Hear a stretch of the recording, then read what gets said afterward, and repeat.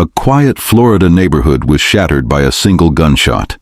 A husband in tears, a wife on the kitchen floor, and a secret that took 7 years to surface. But what kind of truth could turn love into murder? This isn't just another domestic tragedy. This is a story that will make you question everything you know about love, trust, and the masks people wear, even with those they sleep beside every night. What happened on that October evening wasn't just a crime. It was the violent unraveling of a carefully constructed lie that had been living, breathing, and eating dinner at the same table for 7 years. And the most terrifying part, neither of them saw it coming. Dark Stories. True crime is your home for chilling crimes, unsolved mysteries, and the darkest secrets the world has to offer. We uncover shocking cases, disturbing truths, and mysterious disappearances. Hit subscribe and join us. Michael Thompson, 34 years old, construction worker, a man who believed in hard work and second chances.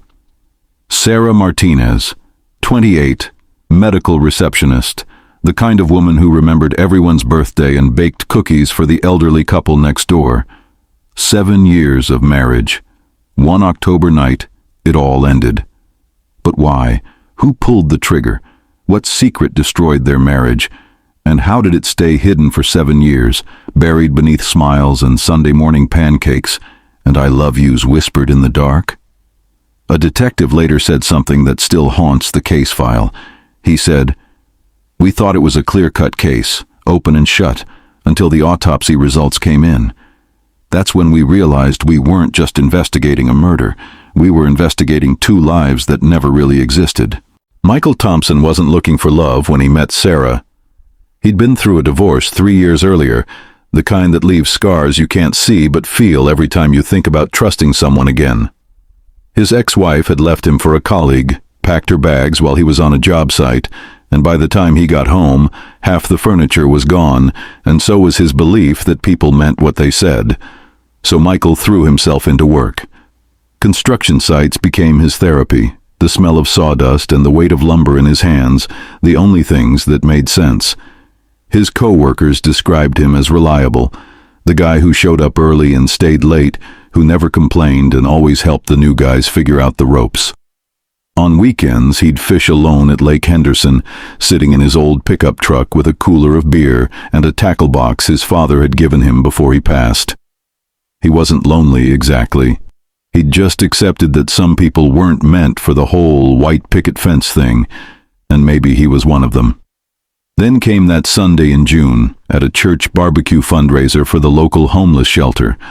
Michael had only gone because his buddy Jake had dragged him, promising free ribs and cold beer. He was standing by the grill, paper plate in hand, when he saw her. Sarah was at the volunteer table, handing out meal tickets to families, and there was something about the way she smiled, genuinely smiled, that made him forget he'd sworn off women entirely. She had dark hair pulled back in a ponytail, wore a simple yellow sundress, and when she laughed at something an elderly man said, her whole face lit up like she'd never known a bad day in her life.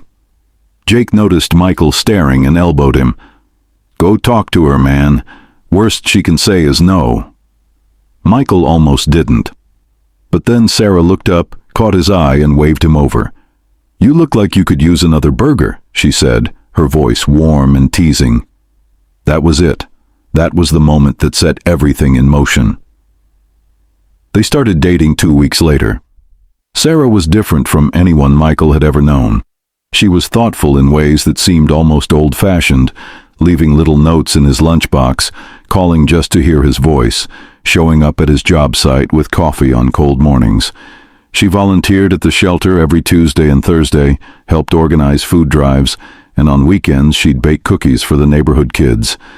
Everyone loved her. Michael's mother, who'd been skeptical of every woman since the divorce, told him after their 3rd dinner together, "Don't let this one go, Michael. She's special." And he didn't. 10 months after that barbecue, he proposed. Nothing fancy, just the 2 of them at Lake Henderson at sunset, him on one knee with his grandfather's ring, her crying and saying yes before he even finished the question. They got married 6 months later, small ceremony, just close friends and family, in the same church where they'd met. But even then, there were things that didn't quite add up. Sarah never talked about her past. No childhood stories, no embarrassing teenage memories, no family visits. When Michael asked about her parents, she'd get quiet and say they'd passed when she was young, that she'd been raised in foster care and didn't like to dwell on it. He understood trauma, or thought he did, so he never pushed. There were no baby photos on her side of the apartment, no yearbooks, no old friends who came to visit. It was as if Sarah Martinez had simply materialized into existence the day she handed him that burger at the church fundraiser. And Michael, so grateful to have found love again, never thought to question it. He never thought that the woman he'd promised forever to was hiding something so devastating that it would eventually destroy them both. How could he? She was perfect. Too perfect. October 15th started like any other Tuesday. Michael woke at 5:30, kissed Sarah on the forehead while she was still asleep, and headed to the construction site in Clearwater, where his crew was finishing a commercial renovation. His supervisor later told police that Michael seemed distracted that day, kept checking his phone, barely touched his lunch. When asked if anything seemed wrong, Michael had just shrugged and said he and Sarah had argued the night before. Nothing serious, just stress about bills. But the supervisor remembered something else. He remembered Michael saying, "You ever feel like you don't really know someone? Like, really know them?" At the time, it seemed like normal marriage stuff. Looking back, it felt like a man standing on the edge of something terrible. Sarah left her job at the medical clinic early that afternoon, telling her supervisor she had a migraine. Her co-workers said she'd been on edge all week, jumpy, like she was expecting bad news. One receptionist mentioned that Sarah had received a strange phone call 3 days earlier, and after hanging up, she'd locked herself in the bathroom for 20 minutes. When she came out, her eyes were red, but she insisted she was fine, just allergies. That Tuesday afternoon, Sarah drove home, parked in the driveway of their small rental house on Maple Street, and went inside. What happened next, no one knows for certain. But the neighbors, the Johnsons who lived 2 doors down, heard shouting around 8:15 that evening. Raised voices, a man and a woman, the words muffled but the anger unmistakable. Then, at 9:37, a single gunshot cracked through the quiet suburban night. Mrs. Johnson called 911 immediately. "I heard a gun," she said, her voice shaking. "It came from the Thompson house. Please hurry." Police arrived within 6 minutes. The front door was unlocked. Inside, they found Sarah Martinez lying on the kitchen floor in a spreading pool of blood, a single gunshot wound to her chest. And standing over her, trembling, tears streaming down his face, was Michael Thompson. The gun, a 9mm Glock registered in his name, was on the counter 3 feet away. His hands were covered in blood. He was saying something over and over, barely audible. "She lied to me. She lied to me. I didn't mean to. She lied." The officers moved quickly, securing the weapon, calling for paramedics, handcuffing Michael even as he collapsed to his knees, sobbing. Sarah was still breathing, barely. The paramedics worked frantically, but by the time they got her to the hospital, she was gone. Time of death: 10:04 p.m. Michael was arrested at the scene, read his rights, and placed in the back of a patrol car. Body camera footage from that night shows him sitting in stunned silence, staring at his blood-stained hands like they belonged to someone else. When the officer asked him what happened, Michael looked up, his face hollow, and said, "I loved her. I loved her more than anything, but she wasn't who she said she was. She was never who she said she was." The officer asked what he meant. Michael just closed his eyes and said, "I didn't mean to kill her. I just wanted the truth." But what truth? What could possibly justify a bullet in the chest of a woman who baked cookies for neighbors and volunteered at homeless shelters? What lie could be so catastrophic that it turned love into murder? That's the question that haunted investigators as they began to dig into the life of Sarah Martinez. And what they found was far stranger and far more tragic than anyone could have imagined. If you're still watching, comment, "I'm still here." Let's see who's really following this story, because what comes next is where everything you think you know starts to unravel. Michael Thompson's first interrogation lasted 4 hours. He sat in a gray room under fluorescent lights, still wearing his blood-stained work shirt, still in shock. Detective Laura Chen led the questioning, and the footage shows a man who seemed broken, not defensive. When asked directly if he killed his wife, Michael nodded. "I shot her," he said quietly, "but I didn't murder her. It wasn't murder. She'd been lying to me for 7 years. She'd been cheating on me. I found proof." Detective Chen leaned forward. "What proof?" Michael explained that 2 weeks earlier, he'd noticed Sarah acting strange, secretive. She'd started password protecting her phone, something she'd never done before. She'd leave the room to take calls, come home late from work with vague explanations. So Michael did what a lot of suspicious spouses do. He checked her phone while she was in the shower. What he found, he said, destroyed him. Text messages to someone saved under a man's name, messages that seemed intimate, coded, references to meeting up, to keeping secrets, to how much she missed him. She was seeing someone, Michael told the detective, his voice cracking. For how long, I don't know. But she'd been lying to me our whole marriage. And when I confronted her that night, she didn't deny it. She just stood there and said I didn't understand, that it was complicated.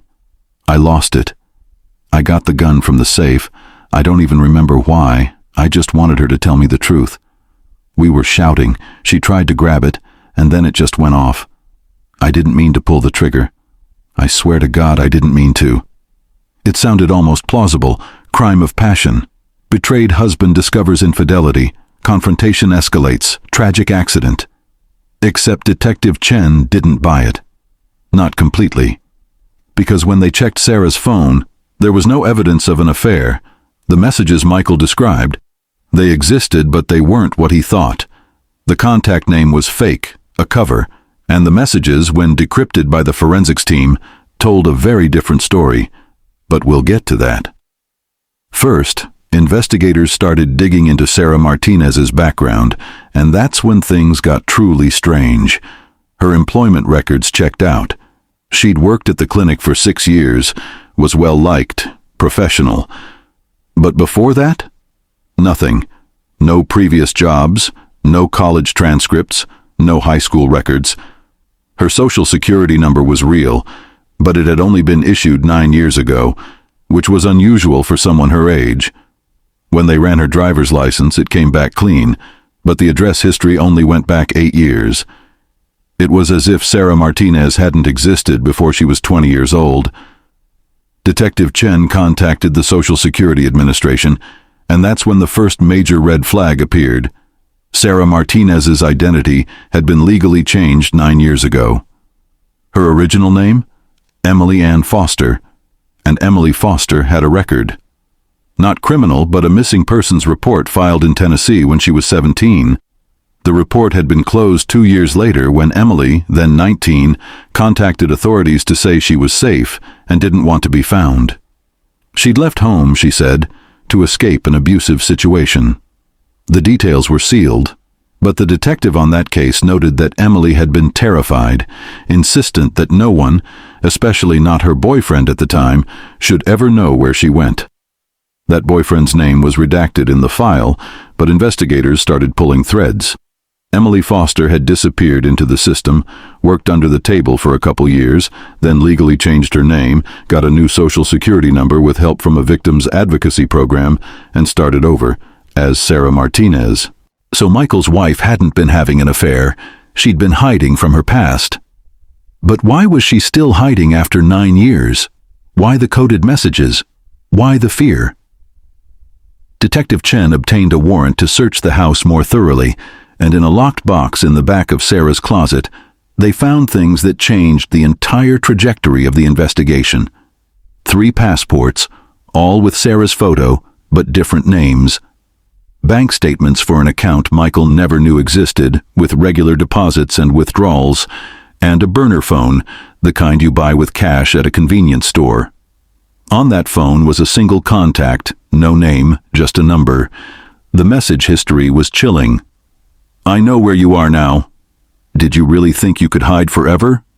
Meet me or I'll tell him everything." The last message, sent the day before Sarah died, simply said, "Tomorrow night. Bring the money or I'm going to your husband." Sarah had replied, "Please, I'll do anything. Just leave us alone." The detectives realized they weren't investigating a jealous husband anymore. They were investigating a woman who'd been running from something or someone for nearly a decade, and that someone had found her. They traced the number on the burner phone. It belonged to another burner, no way to track the user. But the cell tower data showed it had pinged near Sarah and Michael's neighborhood multiple times over the past month. Someone had been watching them, stalking them, and Sarah knew. She'd known for weeks, maybe longer, that her past had caught up with her, but she never told Michael. She kept the secret, trying to handle it alone, trying to protect the life she'd built. And in the end, that secret got her killed. But there was still a massive question. Who was threatening her, and why? Detectives interviewed Sarah's co-workers again, this time with more pointed questions. One nurse, a woman named Rita, remembered something. About a month before Sarah's death, a man had come to the clinic asking for her. He didn't have an appointment, just said he was an old friend. Rita described him as early 30s, average height, wearing a baseball cap pulled low. Sarah had gone pale when Rita told her someone was there to see her. She'd refused to come out of the back office, told Rita to say she wasn't available, and that man never came back. But Sarah had been different after that day. Scared. When they pulled security footage from the clinic, the man's face was partially obscured, but they got a partial license plate from his car. The car came back registered to a shell company in Tennessee, another dead end, but the Tennessee connection was too strong to ignore. Emily Foster had fled Tennessee. The threatening messages had a Tennessee area code. Whoever was blackmailing Sarah had followed her across state lines for almost a decade. The FBI got involved at this point because this was looking less like a domestic homicide and more like a stalking and extortion case that had ended in tragedy. And that's when they found the storage unit. Sarah, or Emily, had been renting a small climate-controlled unit in a facility 30 miles from her house, paying cash every month. The rental agreement was under another fake name, but her fingerprints were on the paperwork. When agents opened the unit, they found boxes of documents, old photos, a diary, and a child stuffed bear. The photos showed a younger Sarah, maybe 17 or 18, with a man who looked to be in his mid-20s. They were smiling, but even in the pictures there was something off. The way his hand gripped her shoulder, the way her smile didn't reach her eyes. The diary entries were heartbreaking, page after page of a teenage girl describing abuse, control, isolation. "He says he loves me, but he hurts me. He says if I leave, he'll find me. I believe him." The last entry, dated 9 years ago, simply said, "I'm leaving tonight. If he finds this, I'm already dead. If I find this again someday, it means I made it. I hope I made it." She had made it. For 7 years, Sarah had built a new life. She'd found love with a good man, built a home, found peace. But her past hadn't let her go, and the FBI was about to discover that the man who'd been stalking her wasn't just some abusive ex-boyfriend. He was someone far more dangerous, someone who'd been declared legally dead 5 years ago. How do you run from a ghost? And how do you explain to your husband that the monster you've been hiding from is supposed to be dead?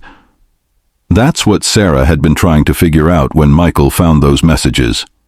And it's why, when he confronted her with a gun, she couldn't explain.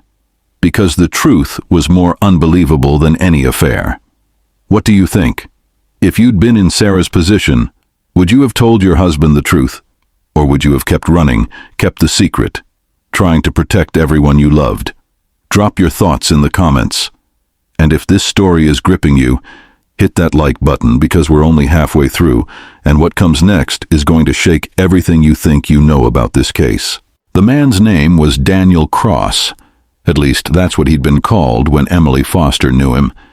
They'd met when she was 16 and he was 24, which should have been the first warning sign. But Emily had been a foster kid bouncing between homes, desperate for someone to care about her, and Daniel had seemed like salvation. He'd told her he loved her, that she was special, that he'd take care of her forever. Within 6 months, she'd moved into his apartment. Within a year, she couldn't leave. The abuse started small, controlling what she wore, who she talked to, checking her phone. Then it escalated. Verbal abuse, physical violence, threats. Emily tried to leave twice. Both times, Daniel found her within days and dragged her back, promising it would be worse if she ever tried again. By the time she was 17, Emily was effectively a prisoner, too scared to run, too isolated to ask for help. Then, when she was 18, something happened that gave her a sliver of hope. Daniel was arrested for assault, a bar fight that sent another man to the hospital. He was looking at serious time, and for 3 months while he awaited trial, Emily was free. That's when she planned her escape. She contacted a domestic violence organization, and they helped her disappear. New city, new name, new life. The organization helped her legally change her identity, got her into a program that provided housing and job training, and gave her the tools to vanish completely. Emily Foster became Sarah Martinez, and for the first time in years, she could breathe. She'd heard through a mutual acquaintance that Daniel had been convicted and sentenced to 8 years. It felt like a lifetime. She thought she was safe. But Daniel Cross served only 3 years before being released early for good behavior. And the moment he got out, he started looking for Emily. He tracked down people they'd known, threatened them, bribed them, pieced together her trail. But then something happened that should have ended his hunt permanently. Daniel Cross died, or at least that's what the death certificate said. 5 years ago, Daniel was in a car accident on a remote highway in Tennessee. The vehicle caught fire. The body inside was burned beyond recognition, but the dental records matched. Daniel Cross was declared dead. Emily, now Sarah, got the news from the Victims Advocacy Program and felt like she could finally stop looking over her shoulder.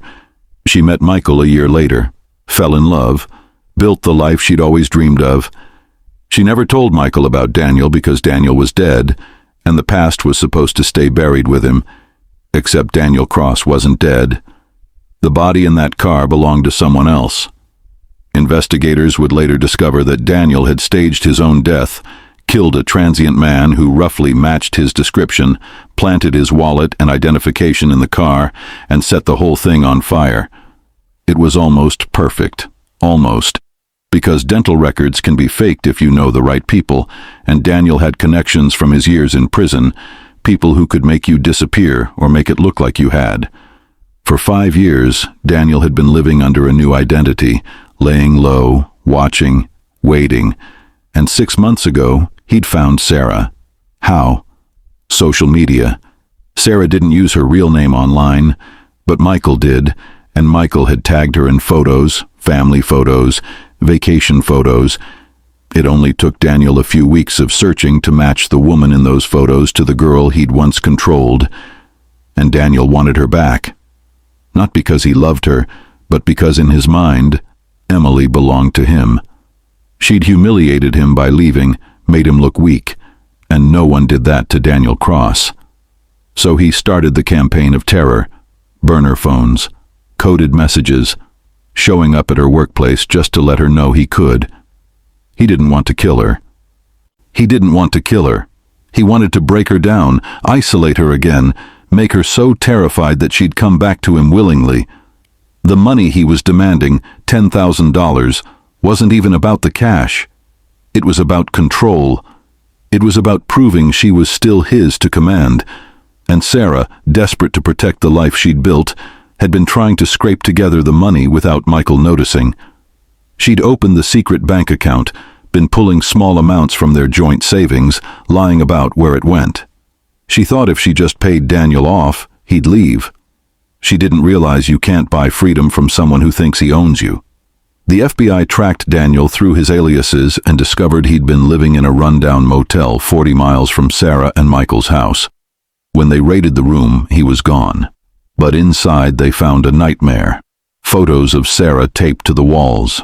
Surveillance shots of her leaving work, grocery shopping, gardening in the front yard, maps with her house circled in red marker, and a handwritten note on the nightstand that made the agent's blood run cold. If I can't have her, no one will. Daniel had been planning something for that Tuesday night, the night Sarah died. The FBI believed he was going to kidnap her, take her somewhere remote, and either force her to come back to him or kill her. But Michael had gotten to her first.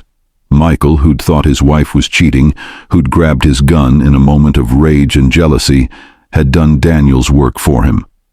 And here's the most tragic part. Sarah had been planning to tell Michael everything. The forensics team found a letter in her car, dated the day she died, addressed to Michael. She'd written it during her lunch break at work. The letter explained everything. Her real name, her past with Daniel, the threats, the fear. She wrote, "I'm so sorry I lied to you. I'm sorry I didn't trust you with the truth. I thought I was protecting you, protecting us, but I see now that secrets are their own kind of prison. Tomorrow, I'm going to tell you everything. I'm going to show you this letter and beg you to forgive me and help me figure out what to do. I love you, Michael. You saved me once by loving me. I'm praying you can save me again." She never got the chance to give him that letter, because Michael found the messages on her phone that night, jumped to conclusions, and ended her life before she could explain. So was Michael a murderer? Or was he a victim too, manipulated by circumstances and secrets, and a monster who'd been pulling strings from the shadows? How would you feel if you were in Michael's shoes right now, sitting in a jail cell, knowing that the woman you killed wasn't betraying you but trying to survive? How would you live with that? Drop a comment and let me know, because this question haunted the courtroom during Michael's trial, and it's about to get even more complicated. Michael Thompson's trial began 8 months after Sarah's death. He was charged with second-degree murder, the prosecution arguing that regardless of his motivations, he'd intentionally fired a weapon at his wife and killed her. His defense team argued for manslaughter, claiming diminished capacity due to extreme emotional disturbance. They presented the text messages Michael had found, the evidence of Daniel Cross's stalking campaign, the letter Sarah had written but never delivered. The defense painted Michael as a man who'd been living in a web of lies, who'd reacted in a moment of panic and heartbreak, and who would have to live with the consequences for the rest of his life. The prosecution countered that Michael could have called the police, could have left, could have done 100 things other than grab a gun. They argued that his decision to arm himself during the confrontation showed premeditation, intent. The courtroom was packed every day. Michael's family sat on one side, crying quietly. Sarah's co-workers and friends from the shelter sat on the other, torn between grief for Sarah and pity for Michael. The media coverage was relentless, with opinion pieces debating whether Michael deserved prison or sympathy, whether Sarah's lies had made her complicit in her own death. It was ugly. During the trial, the FBI revealed they'd finally tracked down Daniel Cross. He'd fled to Mexico after Sarah's death, but authorities caught him trying to cross back into the U.S. through Texas. He was arrested and charged with stalking, extortion, identity fraud, and faking his own death. He showed no remorse. In his interrogation, Daniel said, "She belonged to me. She always belonged to me. If that guy hadn't killed her, I would have gotten her back eventually." The detective conducting the interview asked if Daniel felt any guilt about what happened. Daniel just laughed and said, "Guilt? Why? I didn't pull the trigger." "He did." That statement, played in court, sent chills through the gallery, because Daniel was right, in the most horrible way. He hadn't pulled the trigger, but his campaign of terror had set everything in motion. He'd turned Sarah's life into a nightmare, forced her to lie to the man she loved, and created the circumstances that led to her death. And yet, legally, he couldn't be charged with her murder. He could face decades in prison for his other crimes, but Sarah's blood wasn't technically on his hands. That burden fell entirely on Michael. The jury deliberated for 3 days. When they returned, they found Michael Thompson guilty of voluntary manslaughter, not murder. They believed he'd acted in the heat of passion without premeditation. The judge sentenced him to 15 years, with possibility of parole after 10. As the sentence was read, Michael didn't react. He just sat there, staring at his hands, the same hands that had held Sarah on their wedding day, the same hands that had taken her life. In his final statement to the court, Michael said, "I loved Sarah more than I've ever loved anyone, and I killed her because I didn't know who she really was. But the truth is, I did know her. I knew the woman who made me coffee every morning. I knew the woman who laughed at my terrible jokes and held my hand during scary movies. I knew the woman who cared about people, who wanted to make the world better.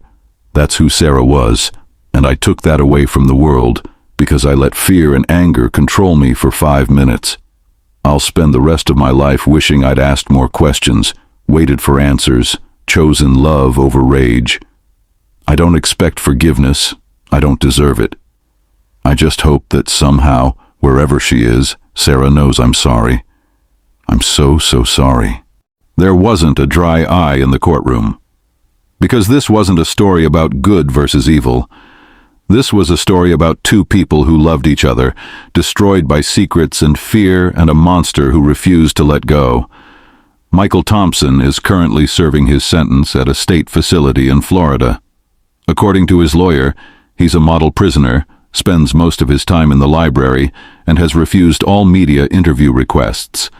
He doesn't want to be seen as a victim or a villain. He just wants to serve his time quietly. Daniel Cross was sentenced to 28 years for his crimes, including the staged death and the murder of the transient man whose body he'd used. He'll likely die in prison. As for Sarah, or Emily, she was buried under her legal name, Sarah Martinez, in a small cemetery outside Tampa. Michael's family paid for the funeral.